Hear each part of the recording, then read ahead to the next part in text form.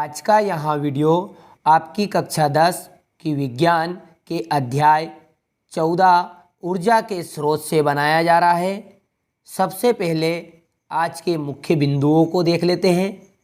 आज हम सबसे पहले जानेंगे ऊर्जा किसे कहते हैं, ऊर्जा के स्रोत क्या है, ऊर्जा के उत्तम स्रोत किसे कहते हैं, ईंधन किसे कहते हैं, उत्तम ईंधन या आदर्श ईंधन किसे कहते हैं, और साथ ही साथ आदर्श ईंधन के गुण या लक्षण को हम आज जानने का प्रयास करेंगे। इसके अतिरिक्त हम भोजन बनाने के लिए एलपीजी गैस का उपयोग क्यों करते हैं या एलपीजी में कौन कौन से लक्षण पाए जाते हैं, इन सभी प्रश्नों का आज हम इस वीडियो में अध्ययन करेंगे। आइए बिना देरी किए हुए वीडियो की शुरुआत करते हैं। तो देखिए, सबसे पहले देखते हैं ऊर्जा। ऊर्जा वस्तुओं का एक तरह का गुण होता है। क्या होती है ऊर्जा? वस्तुओं का एक तरह का गुण है जो अन्य वस्तुओं को स्थानांतरित की जा सकती है या विभिन्न रूपों में रूपांतरित की जा सकती है।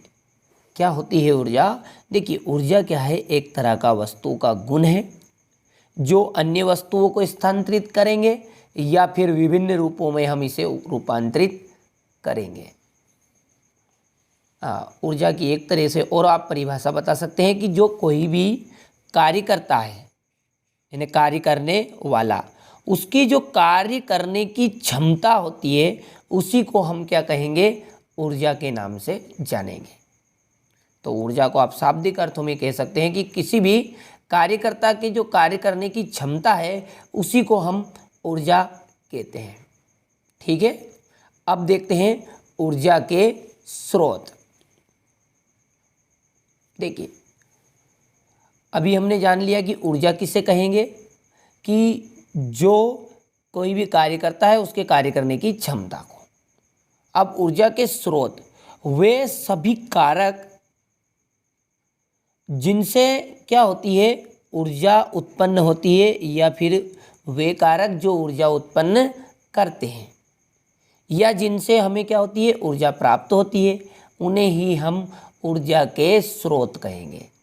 ठीक है, स्रोत का मीन्स होता है किस प्रकार से, किस तरीके से हमें उनसे ऊर्जा प्राप्त होगी।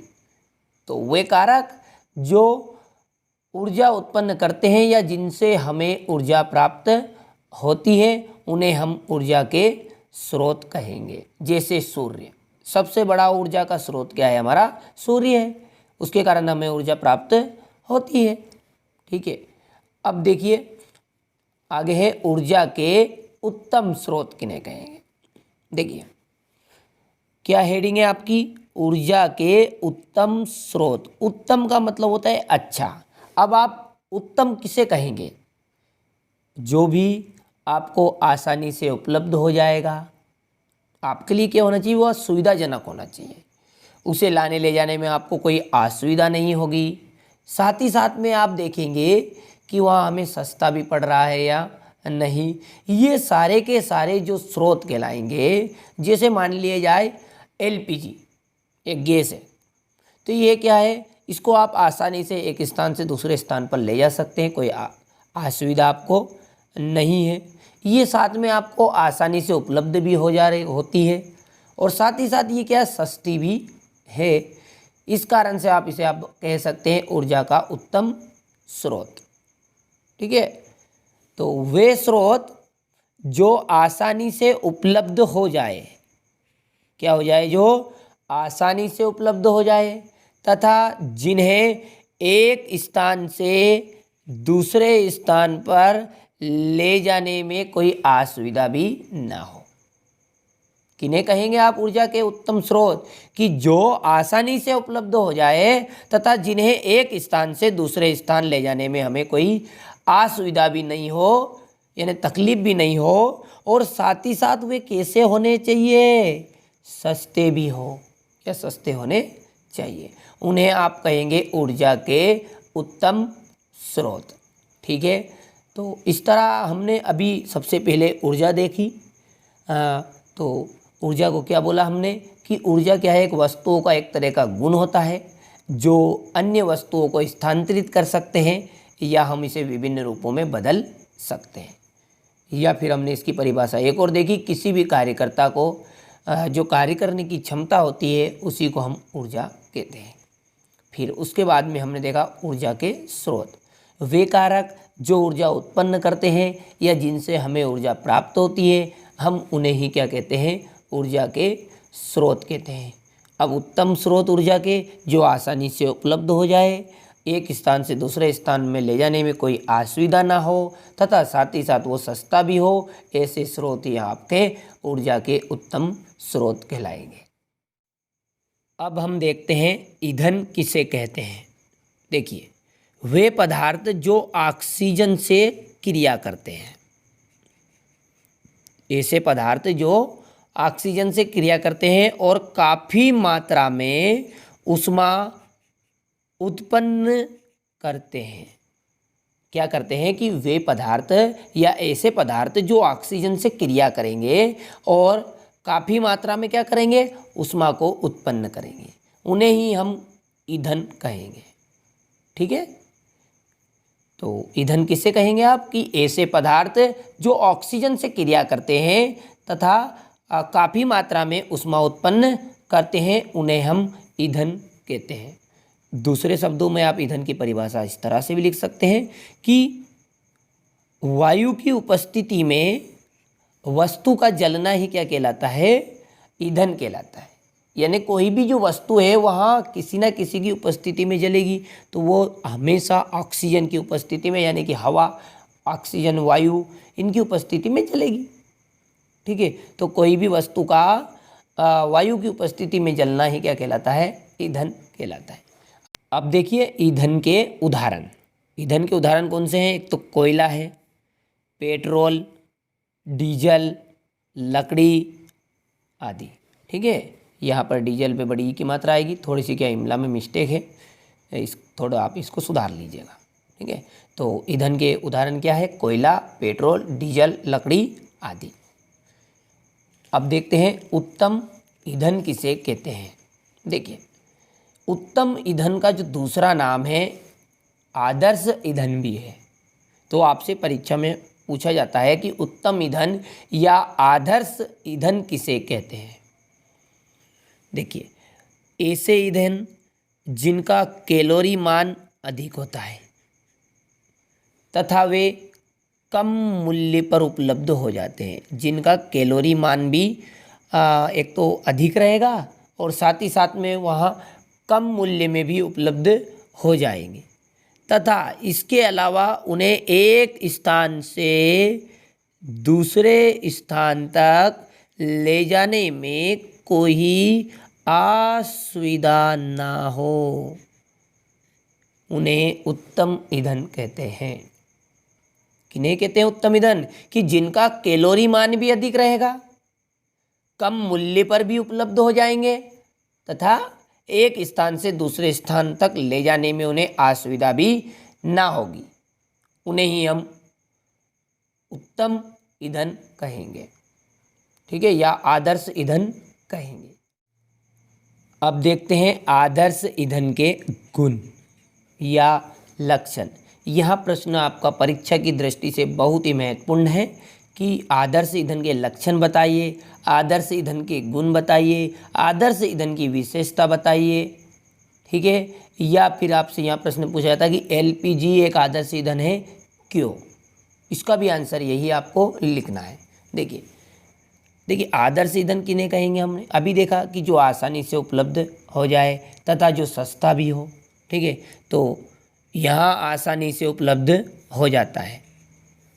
नंबर एक क्या है, यहाँ आसानी से उपलब्ध हो जाता है। साथ ही साथ एक ऐसा होता है सस्ता होता है और यहाँ प्रदूषण भी नहीं करता है।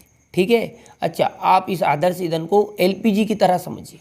ठीक है, वास्तव में एलपीजी क्या एक आदर्श ईंधन है और एलपीजी आपके घर में जो रसोई के लिए आप यूज़ करते हैं जिस गैस का, वहाँ एलपीजी गैस ही है। तो आप ये सारे के सारे पॉइंट आप उसके द्वारा समझिए जिससे आपको आसानी से समझ में आएंगे। देखिए एक तो यहाँ आसानी से उपलब्ध हो जाएगी वहाँ गैस आपके घर में जो एलपीजी है। साथ ही साथ वो सस्ती भी है। उसके कारण आप जानते हैं कि प्रदूषण नहीं होता है। ठीक है। अच्छा, इसके भंडारण में आपको कोई असुविधा भी नहीं होती है, यानी इसके भंडारण में आपको कोई असुविधा नहीं होती है, यानी इसके द्वारा इसमें एक टंकी में इसको भर दी जाती है, इसके कारण आपको कोई असुविधा नहीं है। जगह का घेराव भी कम करती है। ठीक है। अच्छा, इस पर बना हुआ भोजन हमें स्वादिष्ट लगता है, अच्छा लगता है। अच्छा, इसके अलावा आपको पता है कि ये जलने के बाद में कोई अवशेष जैसे राख बचती है या नहीं बचती, इसमें एलपीजी में नहीं बचती है, तो इसके जलने के बाद कोई अवशेष भी नहीं बचता है। इस पर खाना जल्दी बन जाता है। ये कुछ इसके गुण थे या लक्षण थे। तो क्या क्या गुण है? नंबर 1 था आपका कि ये आसानी से उपलब्ध हो जाएगी, सस्ती रहेगी, प्रदूषण भी कम होगा, भंडारण में कोई असुविधा नहीं होगी, इस पर बना हुआ जो भोजन है वह स्वादिष्ट लगेगा, और जलने के बाद में कोई अवशेष शेष भी नहीं बचाएगी, जैसे आप यहाँ लिख सकते हैं राख, और इस पर भोजन भी जल्दी बन जाता है। ठीक है, ये थे आपके आदर्श ईंधन के गुण या लक्षण। और अब अंत में आपका एक महत्वपूर्ण प्रश्न, जो मैंने कहा था कि एलपीजी एक आदर्श ईंधन है, क्यों? तो यहाँ प्रश्न आपसे इस तरह से भी पूछा जाता है, आपकी किताब में इस तरह से यहाँ प्रश्न है कि यदि आप अपने भोजन को गर्म करने के लिए किसी भी ऊर्जा के स्रोत का उपयोग करते हैं तो आप किस ऊर्जा का उपयोग करेंगे और क्यों करेंगे? ठीक है, तो इसका आंसर लिखिएगा कि हम भोजन को गर्म करने के लिए एलपीजी गैस का उपयोग करेंगे, क्योंकि यहाँ एक आदर्श ईंधन है। ठीक है, हम भोजन को गर्म करने के लिए किसका उपयोग करेंगे? एलपीजी गैस का उपयोग हम करेंगे, क्योंकि यहाँ क्या है? एक आदर्श ईंधन है। तो यहाँ प्रश्न आपसे मैंने अभी बताया था कि यह प्रश्न आपसे इस तरह से पूछा जाता है कि एलपीजी एक आदर्श ईंधन है, क्यों? तो उस कंडीशन में आप लिखिएगा कि एलपीजी एक आदर्श ईंधन है क्योंकि, यहाँ पर आप लिख दीजिएगा एलपीजी एक आदर्श ईंधन है क्योंकि, और ये सारे के सारे पॉइंट आपको नोट करने हैं। ठीक है, अभी हमने जो आदर्श ईंधन के लक्षण पढ़े या गुण पढ़े वही रिपीट कर रहे हैं। देखिए, यहाँ सस्ता होता है, इसे आसानी से उपलब्ध हो जाता है। ठीक है, देखिए यहाँ एक गुड़िया की कॉपी है और उसके द्वारा कुछ इमला में मिस्टेक हो सकती है, तो आप उन्हें सही कर लीजिएगा। ठीक है, तो इसके भंडारण में कोई असुविधा भी नहीं होती है, इसके कारण प्रदूषण भी नहीं होता है। अभी जो हमने आदर्श ईंधन के सारे गुण वही रिपीट करने की, सस्ता होता है, आसानी से उपलब्ध हो जाता है, भंडारण में कोई असुविधा नहीं होगी, प्रदूषण भी नहीं फैलाएगा, जलने के बाद में कोई अवशेष शेष नहीं बचाएगा जैसे राख, और इस पर बना हुआ भोजन कैसा होता है? स्वादिष्ट होता है, और साथ ही साथ इस पर खाना कैसा बन जाता है? जल्दी बन जाता है। अब आप इसका स्क्रीनशॉट लीजिए और अपनी कॉपी में अच्छे से नोट कीजिएगा। ठीक है, तो इस तरह आज हमने ऊर्जा किसे कहते हैं, ऊर्जा के स्रोत, ऊर्जा के उत्तम स्रोत किन्हें कहते हैं, तथा ईंधन किसे कहते हैं, तथा उत्तम ईंधन किसे कहते हैं, और साथ ही साथ जाना आदर्श ईंधन या आदर्श गैस के लक्षण किसे कहते हैं। अब एक स्क्रीनशॉट आप यहाँ से भी लीजिए और अंत में यहाँ प्रश्न आपका लास्ट वाला।